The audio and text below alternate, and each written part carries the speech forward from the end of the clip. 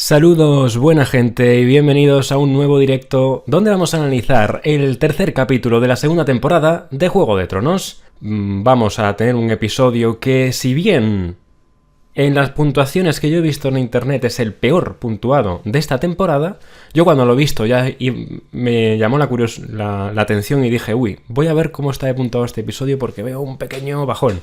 Pues si bien tenemos eso, vais a ver que vamos a rascar mucha información porque hay personajes que se presentan por primera vez en este episodio y os voy a poner en contexto de cosas que no salen en el episodio y que seguramente vais a conectar muy bien con cosas que van a pasar más adelante. Bueno chicos, empezamos el análisis del capítulo.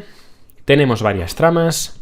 Voy a intentar empezar por la trama más cortita, que en este caso es la trama de Más allá del muro. Prácticamente enlazamos con lo que pasó en el capítulo anterior. Jon ha visto a un caminante blanco llevándose a un hijo de Craster. Craster se ha dado cuenta de que estaba espiándole, o se ha dado cuenta de que él conoce ese secreto, se lo echa a Jeor Mormont, le dice, quiero que te lleves a este tipejo de aquí, a Juanito, quiero que te lo lleves y que os vayáis todos, ¿vale? Le entrega la espada y se va. ¿Qué es lo que pasa aquí? Aquí hay una cosa que a mí me llama muchísimo la atención, me llamó la atención cuando vi el capítulo y recuerdo que lo revisé en el libro porque no lo entendí. Yo no sé si fue un fallo de la adaptación o en el libro es que es así, pero yo en el libro lo sentí de otra manera. Cuando Jon se percata de que Craster está dando o entregando sus hijos al bosque, porque es lo que nos dice al bosque o a los dioses fríos, como dice Eli, se entera de esto por Eli, pero nunca ve a un caminante blanco llevándose a un hijo de Craster, ¿vale? Y esto para mí es muy importante, y esto para mí es clave para lo que pasa en esta escena. Cuando él se lo dice a Jeor Mormont, oye, que Craster entrega a sus hijos, ¿qué es lo que dice exactamente en la serie? El Lord Comandante le dice, los salvajes sirven a dioses muy crueles, esos niños son sus ofrendas. Asesina a sus hijos, le dice Jon, es un monstruo. Y a veces es un monstruo, dice el Lord Comandante, es la diferencia entre la vida y la muerte. Vale, yo esto no le veo sentido en la serie. Vamos a ver, acaba de ver a un caminante blanco. En los libros no lo ve. En los libros alguien le dice, Eli le dice esto y bueno, Jon en ningún momento le dice, le entrega a los caminantes blancos a sus hijos. Le dice, Craster mata a sus hijos, los entrega al bosque. Y entonces Jeor Mormont dice, lo sé, yo lo sé, en la serie también lo sabe. Pero ¿sabe que lo entrega a los caminantes blancos? Porque yo no entiendo si él sabe que él se los entrega a los dioses fríos, ¿cómo se sorprende de que en el muro se hayan levantado los caminantes blancos? Él no tiene ni idea de lo que está sucediendo. Por esto en la serie no lo entiendo, porque si hubiera pasado así, obviamente tendría que haber hecho algo. O sea, este tipo está haciendo ofrendas a los caminantes blancos. ¿Perdona? Acabamos de tener no un espectro, sino un caminante blanco a escasa distancia del torreón de Craster. Esto es un sinsentido con respecto a lo que pasa en el Castillo Negro, por lo menos desde mi punto de vista. María José dice, creo que lo sabe todo, que Mormont lo sabe todo. Yo no lo creo. No creo que esto sea así, sino sería... es incongruente. Para la propia serie es incongruente que Jeor Mormont diga, sí, ya lo sabíamos. Lo sabemos todos, lo sabemos todos los exploradores. Yo como Lord Comandante y todos los exploradores. Es lo que le dice a Jon. En el libro le dice, todos los exploradores lo saben. Y tú además crees que yo debería impedírselo. Insisto, que mata a sus hijos, no que se los entrega a los caminantes blancos, en el libro. Si lo hiciera para librarse de unas cuantas bocas, insiste el comandante, de buena gana enviaría a Yoren o a Conwys para que recogiera a los niños. Los educaríamos para que vistieran en negro, y la guardia sería más fuerte. Pero los salvajes sirven a dioses más crueles que los tuyos y los míos.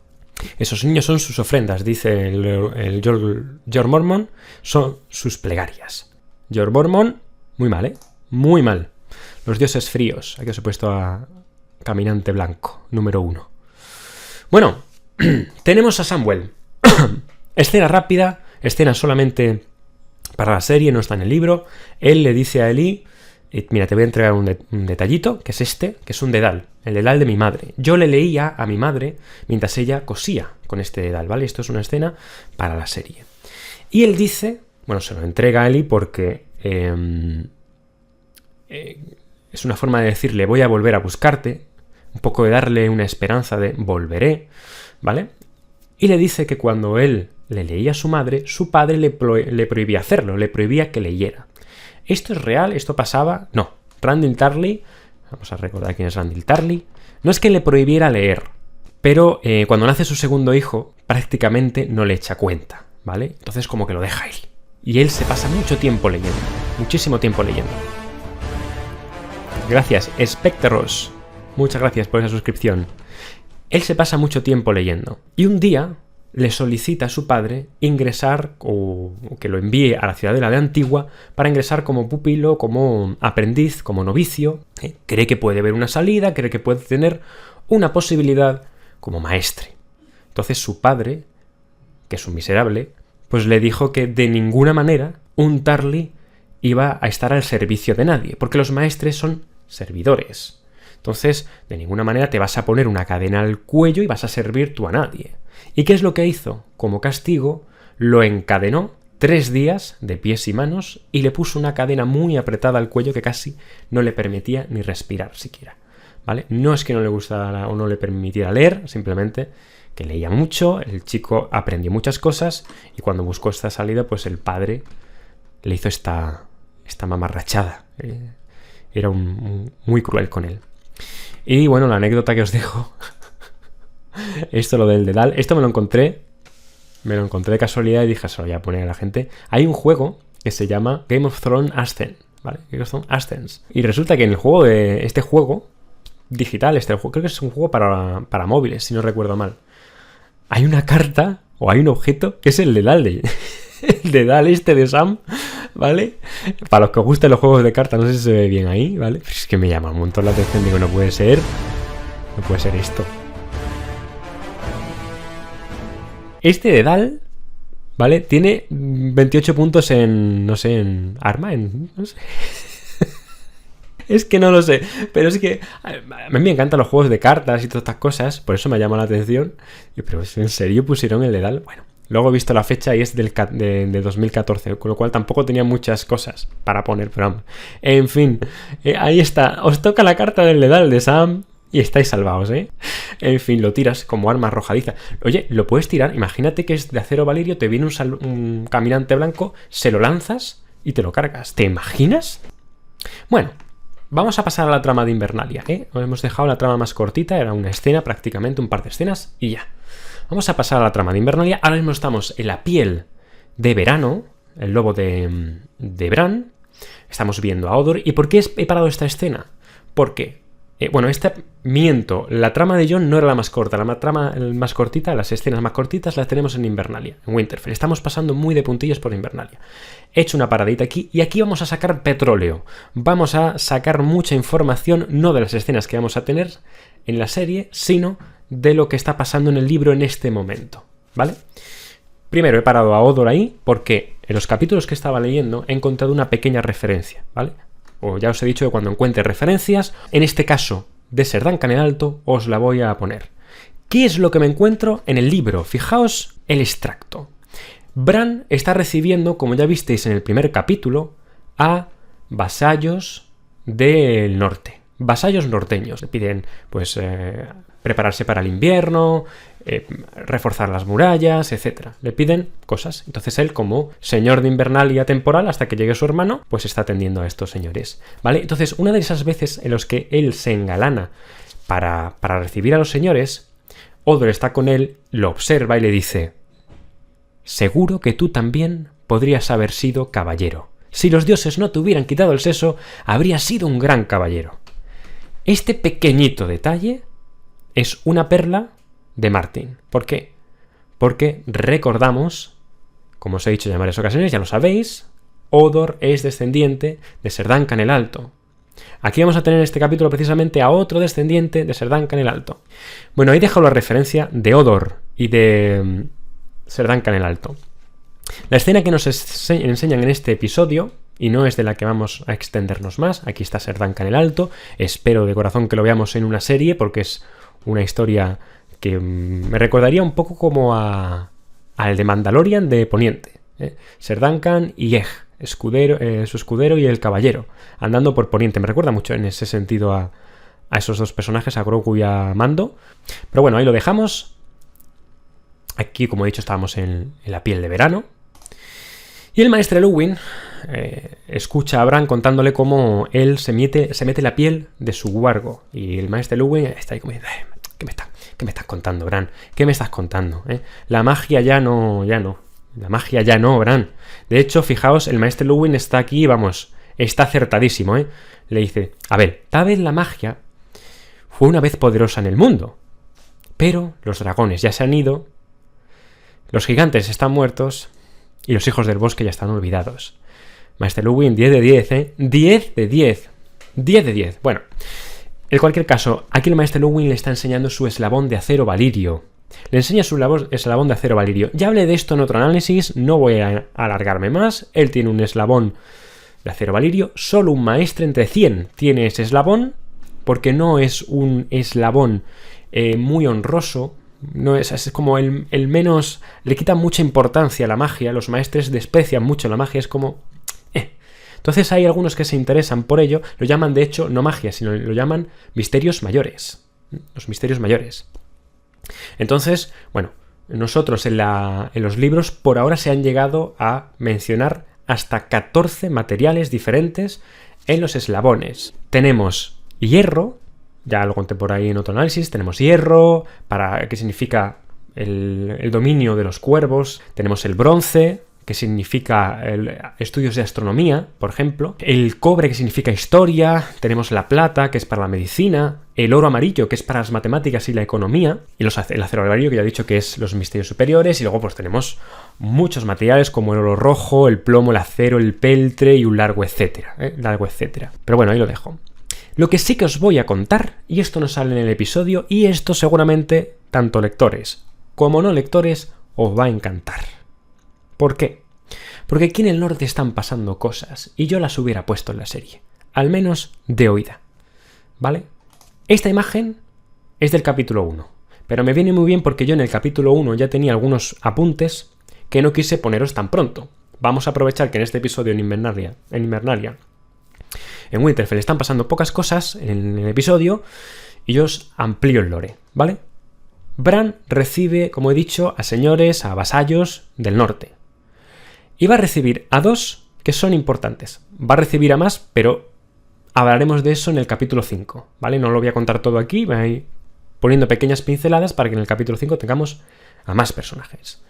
Concretamente aquí vamos a hablar de 2. El primero es nada más y nada menos que de Wyman Manderly, señor de Puerto Blanco. Este es Wyman Manderly. ¿Qué es lo que viene a pedir este señor? Lord Wyman Manderly, como hemos dicho, es el señor de Puerto Blanco, que es el puerto del norte, el puerto principal del norte, ¿vale? Por ahí, pues todo el comercio marítimo llega por ahí. Él, lo primero que nos dice es, ofrece unos oficiales de aduanas, es decir, aquí están cambiando ya algunas cosas. Robb, recordamos, se ha proclamado rey en el norte, con lo cual la legislación en el norte está cambiando. Ya no rendimos tributo al trono de hierro. Entonces, él ofrece o da unos nombres para los nuevos oficiales de aduanas, para Puerto Blanco. El nombramiento de los oficiales de las aduanas que él había elegido para que sirvieran allí. Porque los anteriores, ¿qué pasaba con los anteriores? Habían estado reteniendo el dinero para desembarco del rey en vez de pagárselo al rey en el norte. Wyman Manderly propone ese cambio de oficiales de aduanas. También propone que Robb acuñe su propia moneda. Hasta ese momento teníamos la moneda principal de Poniente, que era, pues eso, con la carita de Robert. Y entonces ahora dice, oye, pues deberíamos tener nuestra propia moneda, ¿no? Puerto Blanco es el lugar idóneo para ello, ¿eh? Por supuesto, ¿cómo no? ¿Qué va a decir él? Y luego además propone también que Puerto Blanco empiece ya a formar una flota de guerra, ¿vale? No hemos tenido una verdadera armada desde hace cientos de años. Dadme el oro necesario y os aseguro que antes de un año dispondréis de las galeras suficientes para tomar tanto Rocadragón como Desembarco del Rey.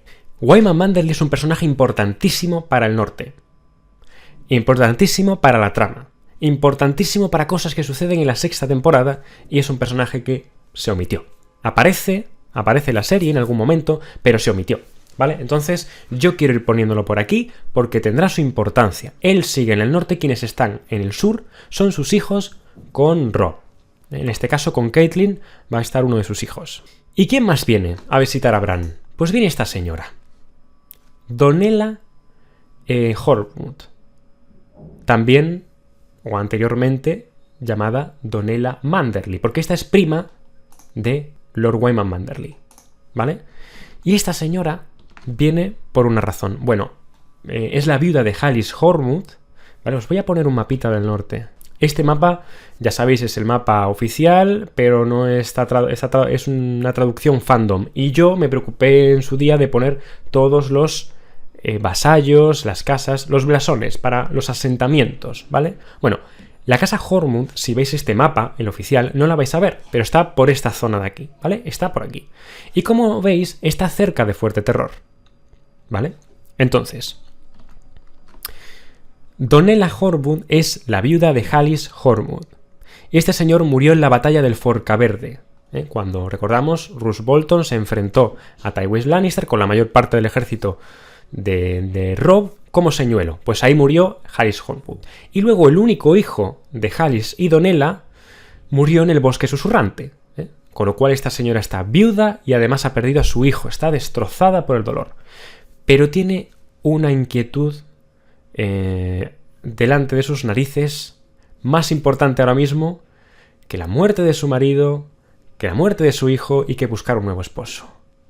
Y es que el bastardo de Bolton, fijaos lo que se menciona ya en el libro Choque de Reyes, el bastardo de Roose Bolton está concentrando hombres en Fuerte Terror. ¿Quién era el bastardo? Este es el bastardo, que a todos os suena, ¿verdad?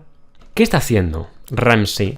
Pues está concentrando hombres y ella dice que espera que esos hombres vayan hacia el sur para apoyar a su padre, a Roose. Pero cuando ella le preguntó a él, ¿por qué tienes a tantos hombres en tus puertas? Él, pues le dijo, ninguna mujer va a cuestionar las acciones de un Bolton. Se llama a sí mismo Bolton, y eso que es un bastardo y no ha sido reconocido por Roose. De momento es solamente Ramsay. Otra cosa interesante de esta conversación, Ser Roderick dice que yo sepa, Lord Bolton nunca lo ha reconocido al muchacho. Y he de decir que no me lo han presentado, es decir, que Ser Roderick jamás lo ha visto. Quedaos con ese detalle, ¿vale? Jamás lo ha visto. ¿Y jamás lo ha visto por qué? Porque Ramsay solamente lleva 2 años en Fuerte Terror. Hasta entonces había vivido con su madre. Entonces es una cara nueva para el norte. Lo que pasa es que Roose no lo ha ido mostrando por ahí con orgullo. Es un chico que se sabía que existía, pero no ha estado en banquetes, no ha estado en ningún lado. Con lo cual es un desconocido. Pero es que además, Lady Donella dice, es un muchacho muy, muy taimado y tiene un criado casi tan cruel como él. Lo llaman hediondo. Dicen que no se baña jamás. El bastardo y el tal hediondo cazan juntos y no precisamente ciervos. He oído rumores, historias que casi no puedo creer. Ni siquiera de un Bolton. ¿Y por qué dice ni siquiera de un Bolton? Porque ellos desuellan a sus enemigos. Así que está haciendo cosas aún peores. Y ahora que mi señor esposo y mi querido hijo han ido a reunirse con los dioses, el bastardo está mirando mis tierras con ojos hambrientos. Esta trama se omitió en la 2ª temporada y para mí fue posiblemente lo peor que omitieron en la 2ª temporada. Lo peor. Porque es muy interesante lo que sucede allí. Hay personajes que no están. Es decir, la trama de Invernalia quedó muy vacía. Y es un giro tan brutal el que viviremos en Invernalia que es una pena que no lo hayan quitado. Pero como estamos haciendo estos análisis serie versus libro, yo os voy a ir trayendo esa trama poquito a poco. A ver qué me decís por aquí. ¿Por qué Ramsay mató a Domeric? ¡Hombre! ¿Tú qué crees? Juansu, de hecho, le pone, hombre, ¿tú qué crees? ¿Vale? No había leído el mensaje. Hombre, ¿tú qué crees? Es que, ¿tú por qué crees? ¿Por qué crees? Ya hablaremos de Domeric. Y hablaremos de Ramsay. De momento yo he puesto esto, ¿eh? Sí, se ha mencionado ya Hediondo Lirondo. Hediondo he tocado fondo. Blue Phoenix, esa mujer sabe de lo que habla. Cofre rojo, esa gente era terrible los Bolton. Eso les pasa a los Stark por no haber extinguido a los Bolton cuando podían. Es que los Bolton... Necesitamos siempre un enemigo para una buena historia, un buen enemigo. Y los Bolton, pues son la oveja negra del norte. Bueno, os doy esas pinceladas del norte para que ya os las quedéis, ¿vale? Y nos vamos a ir a las Islas del Hierro. Vamos a ir a las Islas del Hierro para conocer los planes de Balon Greyjoy. Esto os va a encantar lo que vamos a hacer. ¿Qué quiere hacer el Tito Balon? Lo que dice en la serie es lo siguiente. Os lo leo, lo he copiado, ¿vale? He copiado el texto, lo que dice en la serie, y lo vamos a comparar con el libro, que ya veréis que en la serie esto también quedó muy cojo y es un sinsentido, ¿vale? Por un detalle en concreto es un sinsentido. El Lobezno marcha hacia el sur con la totalidad del ejército norteño, dice de Lord Balon en la serie. Mientras se complica la vida con el león en poniente, el norte está ahí, para tomarlo. Los hijos del hierro saltearán y saquearán como en los viejos tiempos por toda la costa norte. Extenderemos nuestros dominios por las tierras verdes. Las tierras verdes es como ellos llamaban a todo poniente, es decir, lo que no era una isla eran las tierras verdes, entre otras cosas, porque en sus islas no había hierba, no había verdor. Extenderemos nuestros dominios por las tierras verdes, asegurando el cuello y todo el norte. Todos los bastiones se rendirán uno por uno. Invernalia podrá desafiarnos un año, pero poco importa. El resto será nuestro. Bosques, campos y castillos. La idea de Balon en la serie es hacerse con todo lo que hay alrededor de Invernalia y prácticamente dejarlos aislados. Ya se terminarán rindiendo cuando toque. Vale, Balon de la serie. ¿Pero esto lo quieres hacer empezando por ahí? ¿Por la costa pedregosa y por bosque espeso? ¿De verdad quieres hacer esto? Le dice, Asha, hija mía. En la serie todavía, en castellano se llama Asha. En inglés era Yara.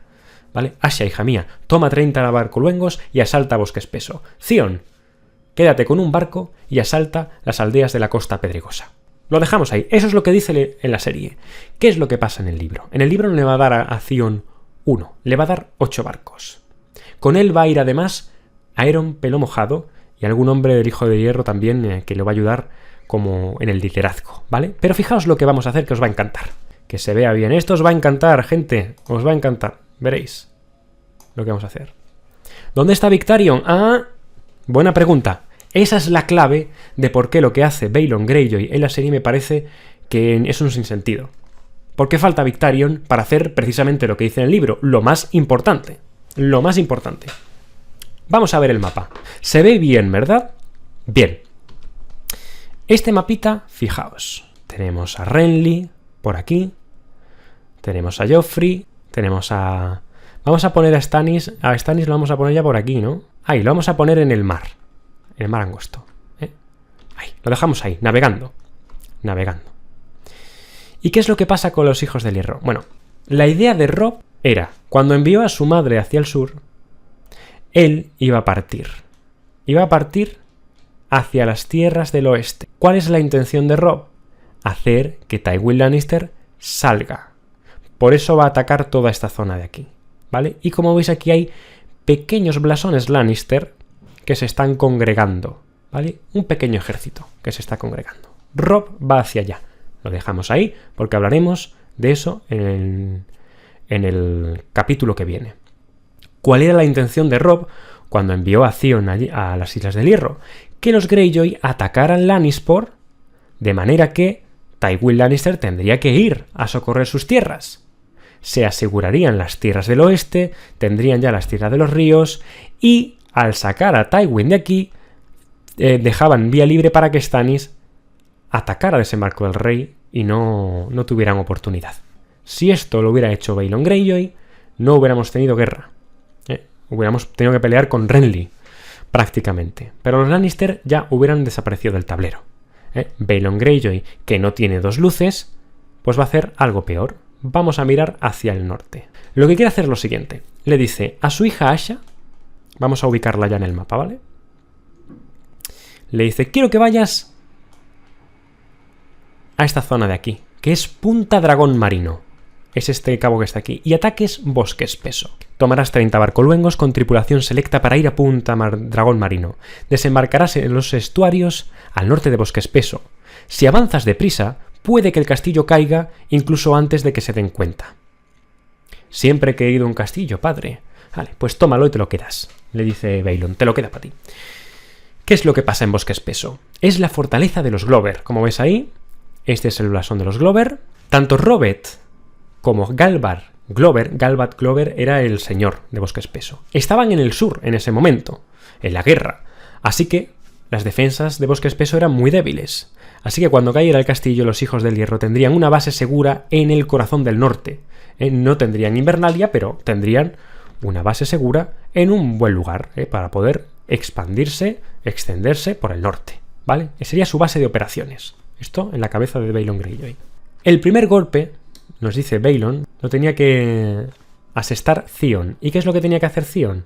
Venir por aquí y desembarcar en la costa pedregosa, con 8 barcos, eso es. 8 barcoluengos, como os he dicho antes.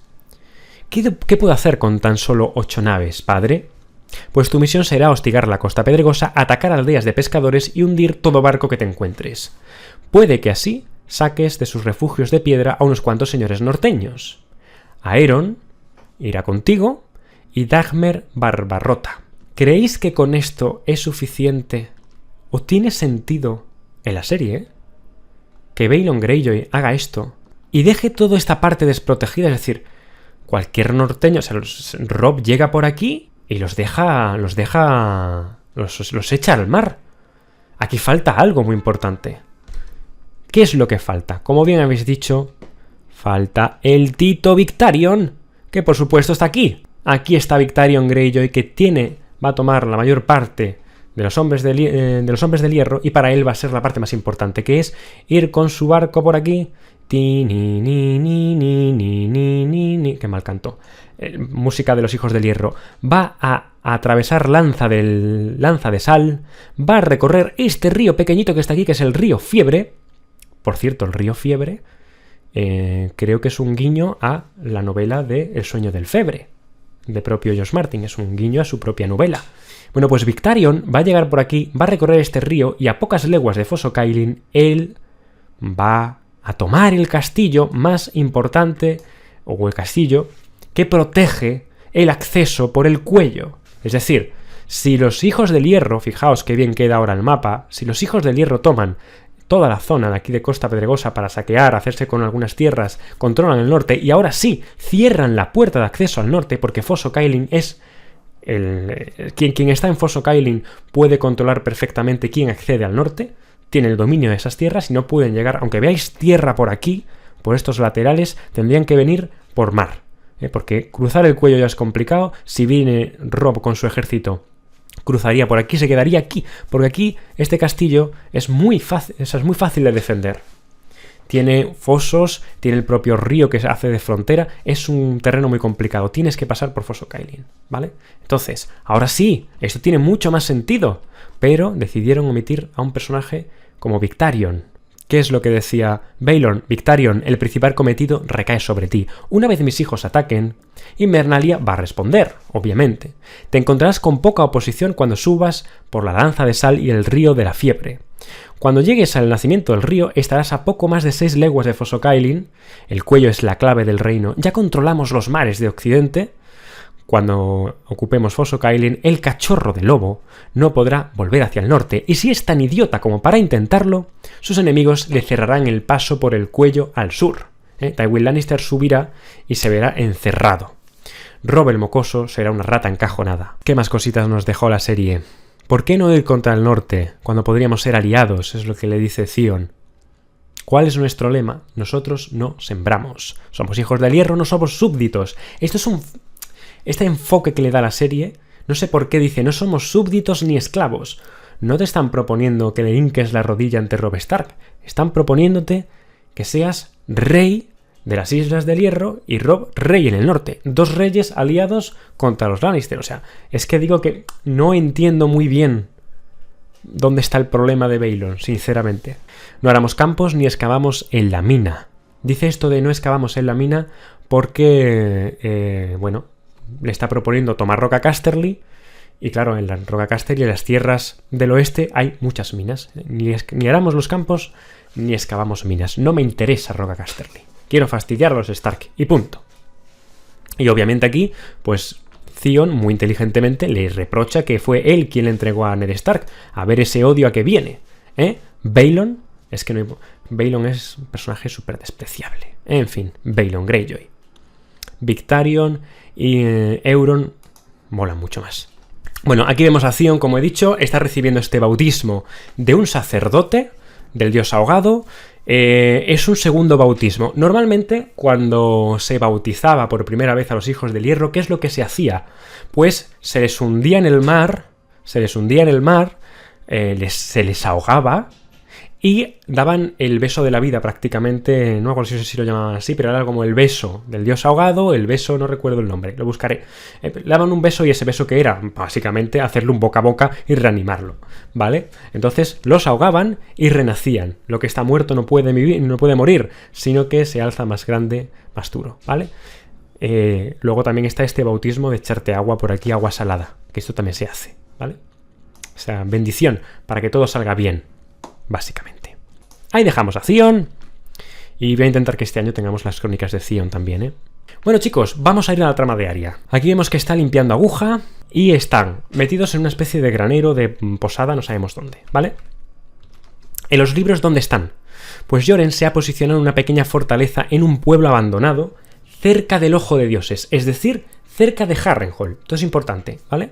Bueno, aquí le va a contar la historia de... Esto solamente es de la serie, la historia de por qué él ingresó en la Guardia de la Noche. Hubo un tipo llamado Wylas, creo que se llamaba, o Will, ¿no? Willem, un tipo llamado Willem que mató a mi hermano. Yo el rostro de mi hermano ya no me acuerdo, pero del rostro de Willem no se me olvidó. Y me llevaba todas las noches Willem por aquí, Willem por allá. Era como una plegaria, hasta que se encontró un día cara a cara con Willem, solo por el camino, lo mató, se hizo con el caballo, se fue al norte, vengó a su hermano, se fue al norte e ingresó en la Guardia de la Noche. Es la historia de Yoren, que a mí me encanta, el Yoren de la serie me encanta. Fue un personaje que le dieron muy buenos diálogos, mucho carisma, es un gran personaje. El de los libros está bien, pero en la serie hay que reconocer que este está mucho mejor. Están aquí en este pueblecito, se han posicionado en esa pequeña fortaleza abandonada, un pueblo que han saqueado, y esa noche Arya tiene un sueño en el que escucha un lobo, escucha a probablemente Nymeria, y ese aullido la despierta y entiende que algo va a pasar. Ese lobo le está avisando de que algo va a pasar, y lo que pasa es que hay un ataque, el ataque de Ser Amory Lorch, que es ese tipo que está aquí. No sé si se ve muy oscuro, tenía que haberle subido un poquito el brillo, se ve muy oscuro. ¿Ves esta capa roja que está aquí? ¿Quién era Ser Amory Lorch? Pues Ser Amory Lorch era un vasallo de Tywin Lannister, él lo dice ahí, pero era algo más. Primero, este personaje participó también en la rebelión de los Tarbeck y los Rain. Recordamos las lluvias de Castamere. Estuvo junto a Tywin Lannister, defendiendo o atacando a los Tarbeck y a los Rain, defendiendo los intereses de la casa Lannister. Y hay un extracto semicanónico que dice que en esta guerra Ser Amory Lorch tiró a un pozo al heredero de los Tarbeck, a un niño de 3 años. Y no se sabe si fue por orden de Tywin o no. Para los lectores que queráis buscar esto, está aquí, en el blog de George Martin. Esto es un extracto que él puso en 2014, creo recordar. Un extracto de las Tierras del Oeste para cuando iba a salir Mundo de Hielo y Fuego. ¿Vale? Y aquí en este extracto, creo que este texto no salió en Mundo de Hielo y Fuego todo, aquí hay cosas que no se vieron. Tenemos a Amory Lorch. Y aquí te explica esto que no aparece en Mundo de Hielo y Fuego, que, pues el hijo de los Tarbeck, el boy desapareció el día de la batalla, y este chico, pues se cree que fue tirado a un pozo, básicamente. ¿Vale? Pero es que hay más. Esta es una de las cartas también del juego de cartas, de Fantasy Flight Game. Amory Lorch, aquí veis la mantícora, de hecho a él le llaman la mantícora, pero bueno, lo importante es que este tipo también participó en el saqueo de ese Marco del Rey. Cuando vemos la serie, solamente nos dicen que Elia Martell y sus hijos murieron a manos de la montaña, pero esto no es del todo cierto. Sí, murió a manos de la montaña, pero murió Elia y murió su hijo Aegon, supuestamente murió el hijo. Pero la niña Rhaenys no murió a manos de Ser Gregor Clegane, murió a manos de este tipo, Amory Lorch. ¿Cómo sucedió? ¿Cómo aconteció esto? Bueno, pues cuando accedieron a la Fortaleza Roja, la casa reinante, la casa Targaryen, tenía sus aposentos al igual que Robert. Es decir, la casa reinante tiene sus aposentos en el torreón de Maegor, que es el sitio más inexpugnable de todo el castillo. Hay un foso seco, ¿vale? Entonces todos, el rey, los príncipes, todos viven ahí. ¿Qué hicieron? Pues que treparon por el castillo, por las murallas, y accedieron al torreón. Y este tipo, pues, eso, en el 283 después de la conquista, en el saqueo del desembarco del rey, tuvo orden de Tywin Lannister de matar a la princesa Rhaenys. La niña estaba escondida debajo de la cama, y Ser Amory Lorch la sacó de allí, y como empezó a darle patadas y a gritar, el tipo le asestó medio centenar de puñaladas. Tremendo. Tremendo. Cuando Tywin Lannister le pidió explicaciones, el tipo le contó: es que me estaba pegando y estaba gritando y no sabía qué hacer. Pues la mató. Y claro, no solo fue el matarla, sino cómo la mató, lo que provocó también que los Martell tuvieran este odio a la casa Lannister, porque fue un asesinato cruel. Ya matar a un niño de 3 años es cruel, cuanto más de esta manera. Bueno, pues aquí está este tipo, Ser Amory Lorch. Arya va a salir de aquí, va a huir, y además Yoren le va a decir a Arya, a Gendry, a los dos: iros de aquí. En la serie se lo dice, iros de aquí, pero los libros se van además. Se van y consiguen escapar con Pastel Caliente, con Lomi y una niña pequeñita de la cual vamos a hablar ahora, ¿vale? Pero antes de huir, ella le entrega el hacha a Yoren, ¿eh? Consigue entregarle el hacha a estos 3, ¿vale?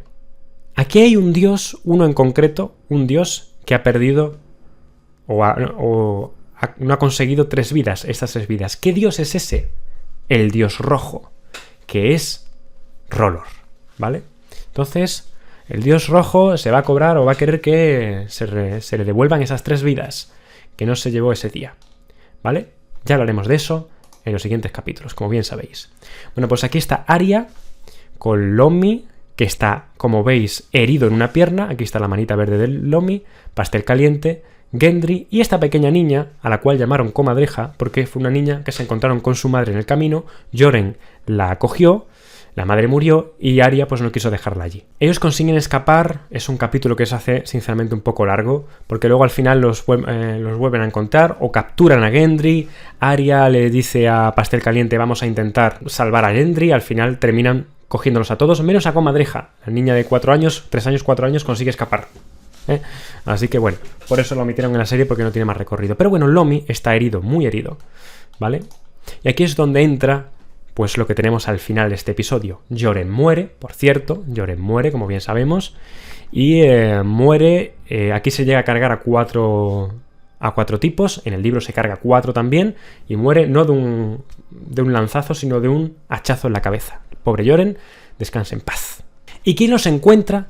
Es la montaña, los hombres de la montaña y la propia montaña. Gregor Clegane va a ponerse delante de Arya y Arya lo va a ver y va a decir: madre mía, qué tipo más alto. No creía en los gigantes, pero ahora los cuentos de la vieja Tata cobran vida al ver a este tipo, la montaña. Uno de esos vasallos, uno de esos secuaces es este, que es Polyber, que es el que le roba la espada a Arya. En la serie, bueno, en los libros hay muchos personajes que son estos secuaces de Gregor. En la serie no da cabida para ponerlos a todos y lo entiendo, ¿vale? Yo solo os cuento que Polyber, este es el que le roba la espada. Aquí este es, no sé si este es Polyber también, creo. Este es Polyber. Y luego tenemos a Raf el Dulce, que es el que vamos a hablar ahora. Le roba la espada. Y este es Raf el Dulce, otro de los vasallos.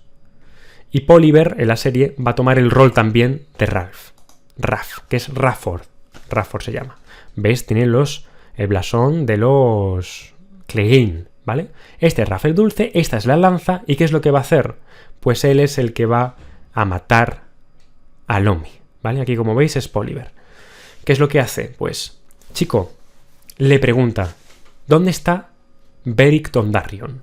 ¿Dónde está los hombres de la Hermandad Sin Estandartes. Él no tiene ni idea, el chico Lomi obviamente no sabe de qué le está hablando, y le dice, no puedo caminar, me tienes que llevar. Y pasa pues lo que ya sabemos, que este tipo lo mata. ¿Y qué es lo que pasa también? Pues que Lomi ha pillado esto insisto, en la serie, pilla el yelmo de Gendry. Fijaos el momento en el que pilla el yelmo, muy rápidamente, un par de minutos atrás, podemos capturar la escena de, uy, cómo pilla el yelmo. Y claro, pues Arya va a confundir a los hombres de Gregor, diciéndole, pues este era el Gendry, ya lo habéis matado, ya podéis estar tranquilos. Hombre, se supone que estaban buscando a un tipo moreno, ¿no? A un bastardo de Robert. De hecho le decían el bastardo. Este no tiene mucha pinta de bastardo, pero bueno, de Robert. Pero bueno, coló. En la serie cuela. Vamos a pasar a la trama de Desembarco del Rey y ojo a lo que os voy a contar hoy, Una teoría os voy a contar y os va a gustar. Ya os he dicho que Shae no está viviendo en la Fortaleza Roja en este momento. ¿Dónde está Shae? Lo hemos dicho. Ponemos mapa. Aquí. Fortaleza Roja. Aquí abajo se ve el mapa, ¿verdad? Mapa. Bien. Fortaleza Roja aquí. Y cerca de la Puerta de Hierro está la casa de Shae, con los criados feos que le contrató Tyrion. Le contrató incluso hasta un ibenense, unos mercenarios ibenenses que son peludos y feos, para que nadie la tentara. Bueno, lo que os voy a contar aquí, lo interesante, cómo se veían Tyrion y Shae, porque ya sabéis que hay espías en Desembarco del Rey. Entonces Tyrion no podía andurrear por aquí, por las calles, y menos siendo un enano. No era fácil. Entonces él recorría todas las callejuelas, se iba al callejón de la seda, a la calle de la seda, e iba al burdel de Chataya. ¿Qué es esta señora que está aquí? La veis, ¿no? Era una mujer de las Islas del Verano. Ya hablé de ella en algún vídeo por ahí, la mencioné. Una mujer de las Islas del Verano. Ahí está también su hija, Alayaya, que es una prostituta, ¿vale? Entonces Tyrion se encontraba con Alayaya y era una fachada, ¿eh? Él iba allí, entraba en el burdel y los hombres de Cersei lo seguían hasta aquí. Entraba ahí dentro y luego cuando entraba en la habitación tenía una puerta detrás del armario que llevaba un pasadizo secreto. En Desembarco del Rey hay muchos pasadizos secretos. En la Fortaleza Roja, un montón. Creo que solamente en la Torre de la Mano, solo en la Torre de la Mano, había 50, medio centenar de pasadizos. Una cosa loquísima. O sea que hay mogollón de pasadizos en Desembarco del Rey y sobre todo en la Fortaleza Roja, ¿vale? Este en concreto conectaba el burdel con un establo que había unas 7 calles, unas 3 cuadras de aquí, ¿eh? Pasaba por debajo de la colina de Rhaenys, que es esto que está aquí. Esto es Pozo Dragón, destruido, y me imagino que llegaría más o menos por aquí. Y a partir de aquí ya pues terminaba de recorrer las calles y se iba a la mansión de Shae. Ahora viene lo interesante. ¿De dónde viene ese pasadizo? ¿Quién lo construyó? Ojo a esto, ¿eh? Nos lo dice Varys. Dice, esto fue construido por una mano que no quería que supieran que hacía estas cosas. ¿Y qué mano es esa? ¿Qué mano pudo construir esto? Pongo el cartelito de alerta spoilers. Estáis avisados. Una mano podría haber sido Jon Arryn. Podría haber sido. Varys estuvo ahí en los tiempos en los que Jon Arryn, en los 15, 16, 17 años en los que Jon Arryn fue mano del rey, pues estuvo ahí, con lo cual podría haber sido. De hecho, él dice específicamente que esto mancharía su honor. Claro, y el lema de los Arryn era más alto que su honor. Entonces, no era una mano que no quería que su honor se manchara con eso, con que visitara prostitutas. Entonces, ahí tenemos una mano. Pero hay otra más que es la que a mí me encaja más. ¿Quién es? Sin duda alguna, Tywin Lannister. Para mí, este pasadizo lo hizo Tywin Lannister. Además, sabemos que Varys sabía que Tywin frecuentaba prostitutas. Esto lo sabía Varys, lo deja entender. Y yo creo que aquí es donde tenemos, es una de las tramas ocultas de Tywin, lo que descubrimos al final, que el tipo, pese a todo lo que le martiriza a Tyrion con esto de las prostitutas, hablando siempre mal de ellas y despreciando y aparentando que era muy tal, y resulta que era, pues eso, un consumidor de este servicio. Ahí lo dejo. Teoría. Ahí lo dejo. Y Varys claro, ¿podría saberlo Varys? Podría saberlo Varys porque Varys fue maestro de los susurros en el reinado de Aerys y Tywin Lannister estuvo ahí, en el reinado de Aerys. Así como mano del rey. Con lo cual, todo encaja, amigos. Todo encaja. Ahí dejamos la teoría. ¿Qué os ha parecido? ¿Qué más cositas nos deja esta trama? Bueno, aquí descubrimos que Tyrion le dice a Shae, mira, si quieres estar a la fortaleza, te quiero proteger, vamos a ocultarte como dama de compañía de Sansa Stark. Una jugada peligrosa por parte de Tyrion en la serie. En los libros más adelante llega un momento en el que Tyrion empieza a temer por la seguridad de Shae y la quiere tener cerca. Entonces la mete al servicio no de Sansa, sino de Lois Stockworth, que es esta chica que está aquí. Es una chica que tiene una discapacidad, no la tiene todas consigo, ¿vale? Y es una dama de compañía de la corte. Entonces al principio Tyrion la mete como dama de compañía de Lolis. Y Shae escucha cosas incluso como dama de compañía y las comparte con Tyrion. Las comparte con Tyrion en algún momento. Bueno, aquí tenemos una cena entre Sansa y Cersei. En el libro Sansa hay un momento en el que observa a Tommen y ella se lamenta de que sea Joffrey con quien tenga que casarse porque dicen, Tommen se le ve con buen corazón, aunque tenga 7 años yo me casaría con él porque se le ve que es un buen chico. Ya lo único que piensa ya no es un príncipe ni que sea simplemente que tenga un buen corazón. Por lo menos eso. Así que se lamenta que Tommen no sea el mayor. Y aquí os dejo esta perla, hablando un poco de las conspiraciones y de los pasajes secretos. Esta es la Torre de la Mano, ¿vale? Y esta es una imagen oficial del libro de Rise of the Dragon. Esta es el dormitorio de Tyrion, de la mano del rey, vaya. De Tyrion, de Ned Stark, de Jon Arryn, de todas las manos del rey. Y fijaos, estos todos son los pasadizos. Esto es una perlita que os dejo porque pronto vais a tener un vídeo que vamos a estrenar aquí y también pondremos en el canal. Pronto vais a tener un vídeo donde hablaremos de la Fortaleza Roja. Todo lo que sabemos de la Fortaleza Roja y otro vídeo de Desembarco del Rey. La jugada de Tyrion. Decirle a Pycelle, a Varys y a Meñique que va a casar a Myrcella a cada uno con un personaje diferente de Poniente. A Pycelle le dice, voy a casar a Myrcella con Trystane Martell, con el hijo menor de los Martell. Y le da una carta. Él le da las cartas. Toma, Pycelle, envíalas. Y una de esas cartas, Pycelle se la da a Cersei. A Varys le va a decir, quiero casar a Sansa Stark con Theon Greyjoy. Y a Meñique le va a decir, lo quiero casar con Robert Arryn, el hijo de Lysa Arryn, en el Valle. ¿Y qué es lo que le promete aquí? Ojo a esto.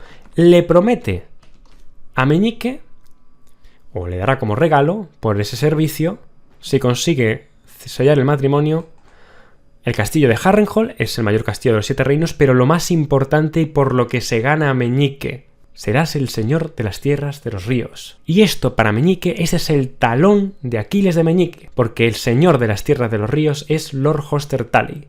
Si le arrebata esto, sería asestarle un durísimo golpe a los Tully, porque Meñique se convertiría en el señor, tendría a todos los señores ribereños como sus vasallos, y le asestaría este golpe a la casa Tully, a la cual odia. La odia porque no se pudo casar con Catelyn, no se pudo casar con ella porque Hoster Tully ya la había comprometido con Brandon Stark. Ella también tampoco estaba enamorada de Meñique y él siente una gran animadversión hacia él. Además, dejó embarazada a Lysa en su día, y lo despreció aún más enviándolo a su pupilo, a Meñique, a otra vez de vuelta a su casa, con lo cual tiene un odio tremendo a los Tully. Y esto sería una venganza muy dulce para Meñique. Entonces ahí toca ese talón de Aquiles y estos dos títulos, Señor de Harrenhal y Señor de las Tierras de los Ríos, es decir, Señor del Tridente, son dos títulos que volverán a estar encima del tapete. Ya hablaremos de eso al final de esta temporada. Al final, Tyrion, con esta jugada de decirle a cada uno un mensaje diferente, se entera, por Cersei, de que el traidor, el que está traicionando, o el menos discreto de todos, es Pycelle. Pycelle, el traidor. aquí viene con Bronn y van a darle un susto. Van a darle un susto a Pycelle y lo va a meter en las celdas negras. ¿Qué es de lo que se entera Tyrion cuando atrapa a Pycelle y le hace confesar? Todo lo que he hecho es por la casa Lannister, dice Pycelle. Siempre desde hace años, preguntádselo a vuestro padre. Siempre he sido su leal servidor. Yo fui quien le dijo a Aerys que abriera las puertas a Lord Tywin. Es decir, que el rey Aerys Targaryen tenía dudas, tenía a Varys por un lado diciéndole no abras las puertas a Tywin que viene para saquear la ciudad y para acabar contigo, y luego Pycelle diciendo Majestad, abrirle las puertas, viene a ayudaros. Entonces claro, ahí abrieron las puertas y Tywin Lannister saqueó la ciudad de Desembarco el Rey. Por su culpa, por culpa de Pycelle, pasó lo que pasó. Tyrion no sabía esto y se queda así como un poco... lo disimula, pero se queda... Ostras, dice, esto no lo sabía. Madre mía, Pycelle, qué tipo más peligroso. Qué tipo más peligroso. ¿A cuántos traicionaste? Le dice Tyrion en los libros. A Robert, seguro. El jabalí os hizo el trabajo sucio, pero si lo hubiera dejado a medias, no me cabe duda de que lo habríais terminado. Y él, Pycelle, no lo desmiente, lo confirma. Es que era un mal rey, engreído, borracho, lujurioso, habría acabado por repudiar a su reina, a vuestra hermana. Renly conspiraba para traer a la doncella de Alto Jardín a la corte, para que sedujera a vuestro hermano. Es la verdad de los dioses. Es decir, Cersei sabía que Renly Baratheon pretendía deshacerse de Cersei y sustituirla por Margaery Tyrell. Fijaos el complot que había aquí en la Fortaleza Roja ya, y que Pycelle estaba informado, y si lo sabía Pycelle, lo sabía Cersei. Por eso ella también actuó más rápido, quiso matar a Robert. Y también insiste Tyrion y le dice, y a Jon Arryn también lo mataste, ¿a que sí? Eso lo desmiente Pycelle. Yo no lo maté. Pero sí que es verdad que el maestre Colemon, que es el maestre de la casa Arryn, estaba purgando a Lord Arryn. Entonces pudo haberlo salvado. Lo estaba purgando, estaba haciendo que vomitara el veneno que lo estaba matando. Entonces Pycelle echó al maestre porque la reina necesitaba que Jon Arryn muriera. No lo dijo con esas palabras, la reina no lo dijo con esas palabras, pero yo lo entendí enseguida. Así que, como veis, Pycelle, el pobrecito de Pycelle, es un peligro. Bueno, y vamos a entrar en esta trama. ¿Dónde estamos? Un gran cambio. Estamos al lado del mar. Bueno, pues esto en los libros no pasa así.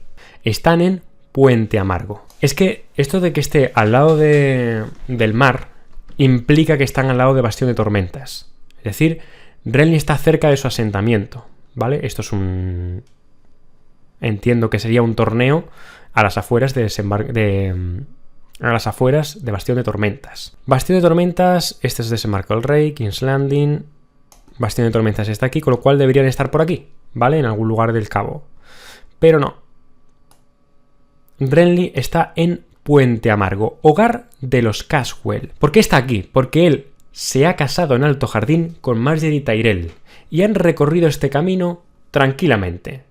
Los vasallos de la casa Tyrell se han ido uniendo por el camino y ahora están aquí, poco a poco en dirección a Desembarco del Rey. Van sin prisa. Un error por parte de Renly. Ir sin prisa a Desembarco del Rey. Van haciendo festines, van haciendo torneos y esto les retrasa y les hace perder el tiempo. Tiempo que están ganando los demás. Obviamente Tyrion y Cersei están fortaleciendo Desembarco del Rey y aquí, claro, se van a encontrar con un problema. Se ven muy seguro y por eso está avanzando con tanta lentitud. ¿Qué tenía Renly en este momento? ¿Qué tenía Renly? Aquí, como vemos, con su esposa Margaery. Pues él dice en la serie que tenía 100.000 hombres bajo su mando. Todas las fuerzas de las tierras de la tormenta y del dominio. Renly hace una estimación en este momento y dice: probablemente Robb Stark tendrá unos 20.000 norteños, quizá algo menos, cuando cruzó el cuello al menos así era, y otros 20.000 ribereños. Es decir, que Robb Stark cuenta con 40.000 efectivos. En realidad contaba con bastantes menos. Pero bueno, es la estimación de Renly. A cambio, ¿qué es lo que tengo yo? Pues yo aquí, solamente aquí, en Puente Amargo, tengo 80.000 efectivos. Bueno, sabe que Alto Jardín le va a enviar 10.000 más. O sea que va a tener 90.000. Cree además que los dornienses se le van a unir, no sé por qué razón, lo cree así, sinceramente, y además incluso él en este momento de la historia, antes de enterarse de que Stannis había salido de Rocadragón, nadie se entera de que Stannis sale de Rocadragón, los pilla a todos por sorpresa, contaba con que su hermano se iba a unir a él. Yo no sé en qué estaba pensando Renly, pero estaba viviendo en un verano mental, porque esto no sucede así. Contaba con los Fossoway, los Oggher, los Crane, estaba Randyll Tarly también por ahí, el padre de Samwell, que hemos enseñado antes, estaba por ahí Randyll, y estaba también la casa Florent, al menos algunos miembros. ¿Y por qué digo la casa Florent? Porque la esposa de Stannis Baratheon era también una Florent. Entonces llama la atención que había miembros de la casa Florent allí con Renly. También había señores de las Tierras de la Tormenta, es decir, era un ejército bastante grande. Sin embargo, fijaos, ¿qué problema tiene el ejército de Renly? ¿Os estáis dando cuenta de un detalle al poner esta imagen? Son todos muy jóvenes. Son todos muy jóvenes. Catelyn se da cuenta de que pese a que el ejército de Renly es grande, la mayoría ni siquiera había nacido cuando tuvo lugar la rebelión de Robert. Entonces, salvo Randyll Tarly y algunos señores, el resto son caballeros poco curtidos. Entonces, Renly está ciego a todo esto. Ve muchas espadas impolutas, ve un ejército con la ropita limpia. Aquí no se han enfangado y están en una nube.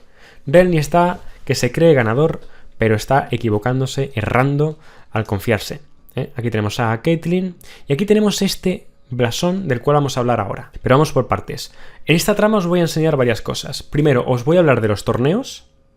Vamos a describir cómo eran los torneos en Poniente, porque hay distintos tipos de melés. Vamos a hablar un poco de Renly también. Vamos a hablar de Brienne. Vamos a hablar también de Margaery. Y vamos a comentar algunas cosas de este ejército, porque no vamos a tener muchos capítulos de los cuales vamos a poder hablar de todo esto. Así que hay que aprovechar el tiempo bien. Los combates. Vamos a hablar de los combates. ¿Cómo eran? Bueno, pues existen varios tipos de torneo en el mundo de Poniente. Martin se basa sobre todo en los torneos medievales reales, ¿vale? Existen los torneos, por ejemplo, como sucede en Vado Ceniza, en los cuentos de Danquieg, donde podemos tener combates 1 contra 1. Pero en el caso del torneo de Renly, tenemos una melee de todos contra todos. No había tiempo, sobre todo porque no había tiempo para hacer un torneo de varios días, con lo cual se hacía una melee, se meten a todos en un recinto, se van pegando y el último que quede en pie es el que gana. Fácil.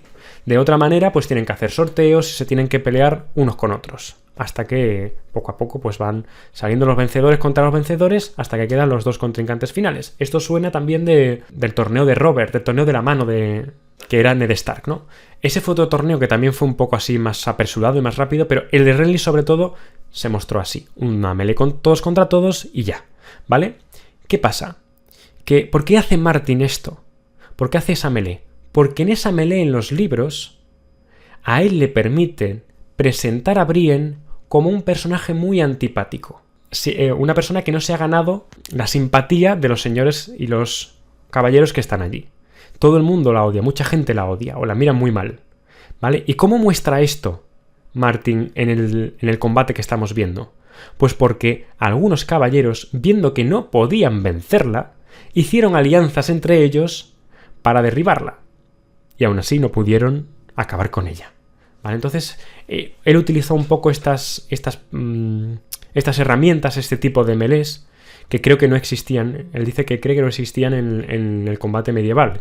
Bueno, yo ahí lo dejo, ¿vale? Esta es una melee todos contra todos, ¿vale? Pero había muchos tipos de torneos, están las justas, está el tiro con arco y el combate cuerpo a cuerpo, que era diferente, ¿vale? En este caso, Loras y Brienne, ya por último, eran los dos últimos que estaban en pie. Loras estaba peleando con un hacha y Brienne con un mangual. En ambos casos eran un hacha roma, no tenía filo, y el arco y el mangual no tenía las puntas. Simplemente estaban peleando, pero no en plan para hacerse daño. Entonces, bueno, ahí os dejo la melee. Ahora hablaremos de Brienne, pero yo me quiero centrar un momentito en Renly. Fijaos, un par de cosas. ¿Cómo era Renly? No sé si lo he llegado a hacer, pero no he llegado a describirlo un poco. Renly era tan alto como su hermano. Y sin embargo Brienne le sacaba un palmo a Renly. Y eso que Robert era alto de narices, ¿eh? Robert era muy alto. Llevaba además una corona, Renly, una corona que era descrita así en los libros. De oro pulido, un círculo de rosas exquisitamente forjadas, y en la parte de adelante se veía la cabeza de un venado en jade verde oscuro, con los ojos dorados y las astas a juego. Era tan atractivo como Robert. Cuando llega Catelyn estamos en su punto de vista, ella lo ve y dice, uy, era tan atractivo como Robert, miembros largos, hombros anchos, el mismo pelo negro como el carbón, fino y lacio, ojos azules, intensos y la misma sonrisa alegre. ¿Vale? Pero lo importante aquí, lo que yo quería enseñaros, ¿os habéis fijado el blasón que vemos por aquí atrás? Es un blasón verde con un venado. Este no es el blasón de la Casa Baratheon. La Casa Baratheon, el blasón es campo amarillo, campo dorado, mejor dicho, con un venado, ¿vale? Entonces, bueno, él cuando se entere del blasón de Stannis se va a reír de él. Uy, ¿le has cambiado el blasón? Pero él también tiene un blasón diferente. Y además llevaba un estandarte que dice Catelyn que era el más grande que había visto en su vida. Un paño de tal tamaño que podría alfombrar muchas salas. Renly era así. Iba de Estrella del Rock por todas partes. Luego hablaremos de su pabellón, que era para echarle de comer aparte, ¿eh? El pabellón de Renly era tremendo, ¿eh? Y sin embargo en la túnica se veía este venado coronado que tenía un fondo verde, ¿vale? En los libros no se ve esos estandartes verdes como vemos aquí. Este es el estandarte que solía llevar Renly, con el venado coronado. Pero en algunos matices sí que fue cambiando algunos detalles y llevaba el blasón verde para congraciarse un poco con la casa Tyrell. Bueno, pues ahí lo dejamos. El combate termina y tenemos la presentación de este maravilloso personaje que es Brienne de Tarth. Tan importante es que llegaremos a tener un punto de vista de ella. Y nos preguntamos, creo que no sé si se llega a explicar en la serie, ¿por qué Brienne llega para servir a Renly? ¿Por qué esa devoción por Renly? Pues vamos a contar la historia de Brienne. Ya sabéis, como ya se deja ver un poco aquí, pero en los libros todavía se hace un poco más evidente, Brienne tenía 18 años y era considerada una mujer muy poco atractiva, muy fea, ¿vale? Era un palmo más alta que Renly, como ya he dicho. Tenía el pelo color paja, quebradizo. Tiene unos ojos grandes, muy azules, los ojos de una niña, confiados e inocentes, que por cierto, a cierto personaje le llegaron a parecer muy hermosos. Ya os podéis imaginar a qué personaje me refiero. Sin embargo, el resto de los rasgos eran vastos y desproporcionados. Tenían los dientes prominentes y desiguales, la boca demasiado ancha, los labios también gruesos, parecían hinchados. Esta es Brienne en los libros, ¿eh? Os la voy a poner aquí para que la tengáis. Esta es Brienne. El pelo un poquito más largo, pero esta es la Brienne, ¿vale? 1 millar de pecas le cubrían la frente, la nariz la tenía rota, se la había roto en varias ocasiones, y sin armadura, su cuerpo, decía Catelyn, o ella consideraba que era también muy feo, caderas anchas, miembros gruesos, vamos, aquí es que no le saca ni un bonito por ningún lado a la pobre. Y hasta en sus gestos era obvio que Brienne sabía que no era hermosa y sufría por eso. Solo hablaba si le hacían preguntas y rara vez levantaba la vista de la comida. Era la hija de Lord Selwyn de Tarth. Brienne era la hija de Lord Selwyn de Tarth, el señor del castillo del atardecer. Su madre murió, tenía un hermano y una hermana, o un hermano y 2 hermanas, algo así. Murieron todos, ella es la única heredera de la casa. Bueno, sí, es la heredera de la casa, es la única descendiente. Y entonces el padre, cuando era pequeñita, le intentó buscar un marido y estuvo, hasta en 3 ocasiones, estuvo comprometida. Pero ¿qué pasa? Que ella, pues le gustaban más las armas, la caballería, no tenía unas actitudes de cortesana, de dama. No le gustaba la vida cortesana, no le gustaba eso, ser una dama, muy aria en ese sentido. Había heredado ese amor por la caballería de su tatara, no sabemos qué tatara, abuelo, Ser Duncan el Alto. Estuvo comprometida en 3 ocasiones, pero el primero pues terminó malo por una enfermedad. El segundo, Ronet Connington, que se ha peleado con ella aquí en el torneo, le pareció un bicho raro y nunca se llegó a fraguar el compromiso. Y por último hubo otro, Sir Humphrey Wonstaff, tengo por aquí apuntado porque no me hubiera acordado el nombre en la vida. ¿Y qué es lo que le dijo? Yo me caso contigo, pero tú te tienes que comportar como una dama. Si no, no. Y ella le dice, vale, yo me comporto como una dama si tú eres capaz de vencerme en un combate. Entonces se pelea con este tipo. ¿Y qué es lo que consiguió? Pues Sir Humphrey se le rompieron 3 huesos, se le rompió el compromiso, porque obviamente no ganó, y supongo que también se le rompería el orgullo, porque Brienne le pegó una buena tunda.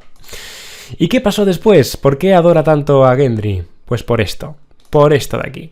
Porque cuando ya su padre la dio por imposible, ya no le buscó más candidatos, cuando Renly cumple la mayoría de edad, visita a Lord Selwyn de Tarth.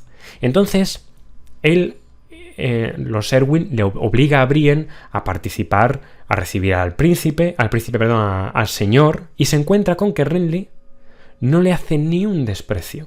La invita a bailar, la trata con muchísima amabilidad, y gracias a que Renly la sacó a bailar, el resto de señores se animaron y bailaron con ella. Entonces, desde ese momento quedó embelesadísima por Renly, lo adora, lo ama y supo que lo único que quería en su vida era protegerlo, vivir para protegerlo. La única persona que había tratado bien. Esa es la historia de Brienne. Os acabo de hacer un Crónicas de Poniente de Brienne. Algún día haremos las crónicas. Pero bueno, ahora entendemos un poco por qué o cómo llega Brienne aquí. En cuanto se entera de que se ha casado con Margaery, ella va hasta Alto Jardín y va con Renly, pues eso, por el camino todos la desprecian, hasta que al final en ese torneo ella vence y le solicita al rey formar parte de la Guardia Real. Ahora hablamos de la Guardia Real, ¿vale? Loras está enfadadísimo, pues es tonto Loras. Una tipa que te vence a ti, que tú que eres tan bueno con la espada, tienes que tenerla en tu Guardia Real. ¿Pero qué me estás contando, Loras Tyrell? ¿Y a quién tenemos también? Tenemos a Margaery, que tenía unos 15 años en este momento. Pelo castaño, ondulado, grandes ojos, figura esbelta y es considerada muy hermosa por muchos. Margaery tenía grandes aspiraciones de ser reina. Como ya hemos visto, Lord Tyrell era un tipo con muchísima ambición. Ya estaba conspirando con Loras y Loras estaba conspirando con Renly para sustituir a Cersei. Con lo cual, siguiente paso, utilizar a este tipo, darle todo el ejército, los Tyrell le dan todo su ejército a Renly, obviamente, para poner a su hija en el trono y para ellos ya convertirse en los señores más importantes de Poniente. Entonces, Lord Mace Tyrell quiere ver a su hija en el trono. Y ella ha aprendido mucho de un personaje muy importante, de su abuela, Olenna Tyrell. Ya hablaremos de ella. Pero se le ve que es astuta, inteligente, esta Margaery. ¿Qué es lo que le dice Renly cuando llega entonces Catelyn para proponerle una alianza? Pues Renly le dice, si vuestro hijo me apoya, como su padre apoyó a Robert, descubrirá que soy muy generoso. Será un placer reafirmar sus derechos en sus tierras, títulos y honores. Podrá gobernar en Invernalia como le plazca, hasta puede hacerse llamar rey, si le apetece, mientras hinque la rodilla ante mí y me jure lealtad. Rey no es más que una palabra, pero yo lo que quiero es su lealtad y fidelidad. Esas son las condiciones de Renly. No trata mal a Catelyn en ningún momento, pero desde luego no está dispuesto, está muy confiado. Aquí Loras Tyrell le dice a Catelyn, tu hijo es un cobarde, podía haber venido él. Y esto es una frase que le han robado a Randyll Tarly. Randyll Tarly es el que dice, Robb, perdonadme que os diga mi señora, pero vuestro hijo me parece que es muy débil, es muy cobarde, que se haya escondido a las faldas de su mamá y que usted venga aquí a pedir que nos aliemos que el rey Renly forje una alianza con él. Ahí está. Esta imagen os la dejo para que veáis lo altísima que es la actriz Gwendolyn, y el apellido no me acuerdo. 1,90 m media esta actriz, 1,90 m, 1,91 m. Estoy mirando hoy, 1,91 m. Aquí está Catelyn, la actriz que medía 1,60 y poco. Es decir, que está bien escogida Brienne. La altura, desde luego, es increíble. Y vamos a ir concluyendo con esta escena en la que Loras le dice a Renly que tiene que consumar el matrimonio. Pero antes de eso, le va a reprochar que haya metido a Brienne en la guardia. ¿Cómo era esta guardia? Pues no era una guardia normal. Estamos hablando de una guardia real para Renly. Entonces él tenía su propia bandera del orgullo. Tenía su propia bandera del orgullo con la Guardia Arcoiris. No se podía llamar de otra manera la guardia de Renly. guardia arcoíris del rey Renly I. Todos tenían capas de colorines, una capa arcoíris, pero luego sus petos eran cada uno diferente. Aquí tenéis los diferentes colores. El de Brienne era azul. Aquí tenéis los demás. Ser Robert Royce, Ser Breeze Caron, Ser Aemon Kai, en fin, aquí están todos, ¿vale? Y Loras Tyrell, que era el Lord Comandante de su guardia arcoiris. ¿Qué es lo que pasa? ¿Por qué Renly le entrega la capa a Brienne? Hasta ese día los tenía todos menos este huequecito que está aquí. ¿Para quién iba a ser esa capa? ¿A quién tenía reservada Renly la capa? Yo también le tendría reservada una capa. Como no podía ser de otra manera, a Ser Barristan. Me enteré de que Barristan había abandonado, desembarcó el rey, había sido despedido por Joffrey, menudo idiota, mira que despedir a Ser Barristan, con lo cual yo espero que el viejo esté bien, eso sí es verdad, dice, yo espero que él me caía muy bien, espero que esté bien, y yo pensaba que si no había venido no había acudido a mí, habría ido al ejército de Robb Stark, con lo cual me sorprende que vosotros me digáis, o que usted me diga que no está con Robb. Entonces, bueno, no saben dónde está. Y como Barristan Selmy no ha aparecido para poder ofrecerle la capa, finalmente pues ha aceptado que Brienne entre en la guardia. Y por último, ya con esto concluimos el análisis y os dedico un ratito para responder todo lo que me hayáis puesto por el chat. Renly se tiene que acostar con Margaery, le va a costar un infierno, pero os traigo el detalle. ¿Cómo era el pabellón de Renly? Ahora hablamos de Margaery. El pabellón era más grande que los comedores de más de alguna posada. Renly ha sido muy generoso y le ha dado su pabellón a Catelyn. Él está alojado en el castillo de Lord Caswell. Entonces ella es la que lo está viendo. Contada con todos los detalles para que le resultara acogedor. Cojines de plumas, mantas de piel, una bañera de madera y cobre tan grande que cabían 2 personas. Yo me imagino que ahí de vez en cuando llamaría a algún sirviente con una pajita y sopla para hacerle burbujitas en el agua y que tuviera también un jacuzzi, porque el tipo, vamos, no se privaba de nada. Braseros para espantar el frío de noche, sillas plegables de cuero, una mesa para escribir con plumas de tintero, cuencos con melocotones, ya hablaremos de los melocotones, con melocotones, peras y ciruelas, juegos de mesa, se llama juegos de mesa, o sea, va a una guerra y el tipo lleva juegos de mesa, ahí lleva el trivial para echar el tiempo, un arpa, un arco largo, un carcaj, en fin, este tipo, copas de plata, en fin, una estrella del rock. Renly era una estrella del rock. Aquí está con Margaery y le va a costar un infierno acostarse con ella. Básicamente lo que le dice Loras es una esposa no es virgen 2 semanas después de su boda. ¿Y Margaery es virgen? ¿Vosotros creéis que Margaery es virgen?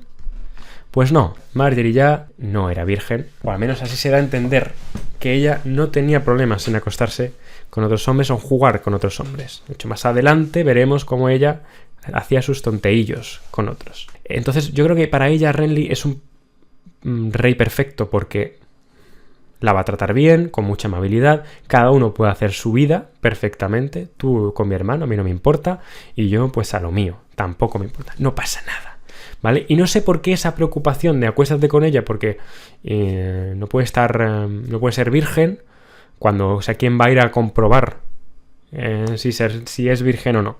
Pero bueno, en cualquier caso, lo importante es que Renly obviamente tenía que tener un heredero, y ella es muy consciente de ello, con lo cual, cuanto antes apareciera ese heredero, mejor. Y con esto hemos llegado al final. Vamos a responder preguntas, si es del capítulo de Crónicas de Poniente, de lo que queráis. Blue Phoenix, Maglor, ¿crees que volverán a publicar los libros de canción de Hielo y Fuego en español? No los encuentro en ningún lugar, los van a volver a publicar, ¿vale? Pero no tenemos fecha. ¿De qué depende de que se publiquen? De que salga Vientos de Invierno. En cuanto esté anunciado Vientos de Invierno, se van a pelear por los derechos, seguro, ¿vale? Yo cada vez que tengo oportunidad de gente que sabe, gente que está ahí, gente que está en esto, en este mundo, concretamente, que sabe de estos temas, pregunto. Siempre que he estado con gente, pregunto, ¿vale? Y ellos todos coinciden en lo que yo sospechaba, que es, hasta que no esté Vientos, no vamos a tener los libros en España. Alain Klein me dice, Maglor, ¿sientes que cuando relees la saga ¿Te es menos densa que la primera vez? Por tus directos me entró el gusto por leer todos y mucho más sencillo. Indudablemente. Indudablemente. Yo cuando leo la saga cada vez que releo, y ahora por ejemplo que estoy haciendo la relectura de los libros, después de haber hecho muchísimas crónicas, estoy haciendo una relectura de principio a fin porque voy siguiendo la serie para no saltarme nada.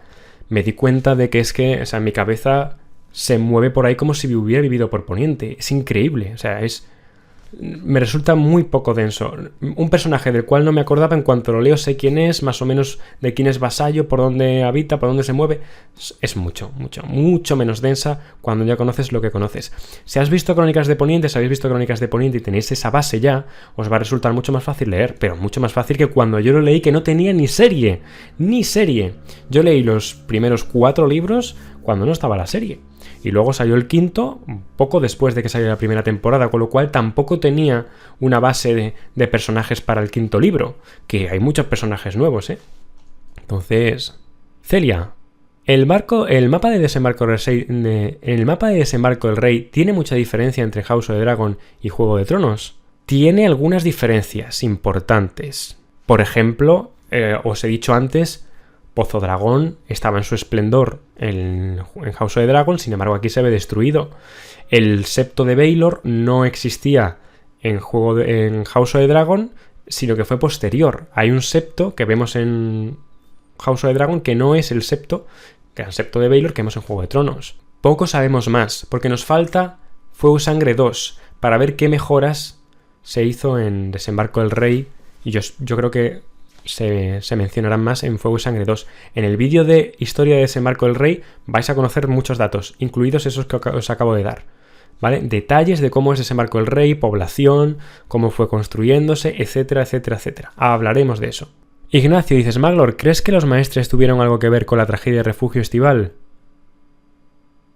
No sé si los maestres tuvieron algo que ver. Había un maestre allí, desde luego. Puede ser. Había magia, y donde hay magia, los maestres no están contentos.